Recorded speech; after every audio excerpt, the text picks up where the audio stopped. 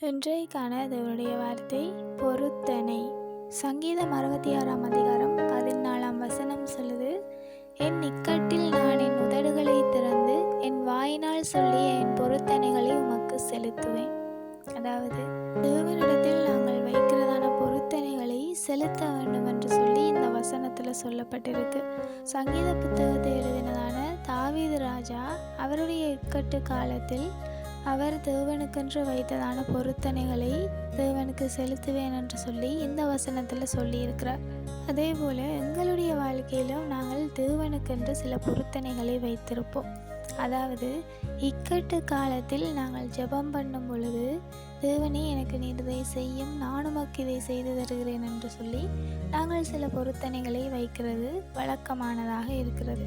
அப்படி வைத்ததான ஒவ்வொரு பொருத்தனைகளையும் தேவனுக்கென்று நாங்கள் செலுத்த வேண்டும். பொருத்தனைகளை வைத்துவிட்டு அதை செலுத்தாமல் இருப்பதை பார்க்கிலும் பொருத்தனைகளை வைக்காமல் இருப்பதே மேலானதாக இருக்கிறது. ஆனால் உண்மையில் தேவன் எங்களுக்கு ஒரு காரியத்தை செய்து தரும் பொழுது அதற்கு பதிலாக நாங்கள் தேவனிடத்திற்கு எதையும் கொடுக்க முடியாது. அப்படி பார்க்கும் பொழுது தேவன் எங்களுக்கு செய்த எல்லா நன்மைக்கும் பிரதி உபகாரம் நாங்கள் எதுவுமே செய்ய முடியாது. ஆனாலும் நாங்கள் அவசர காலகட்டத்தில் ஜெபம் பண்ணும் பொழுது தேவனிடத்தில் நான் இதை உங்களுக்கு தருகிறேன் என்று சொல்லி பொருத்தனைகள் வைக்கிறது வழக்கமாக இருக்கிறது. ஆனால் எதையும் நாங்கள் தேவனிடத்தில் கொடுக்க முடியாது. ஆனால் தேவனுக்கென்று ஒரு சில காரியங்களை செய்ய முடியும்.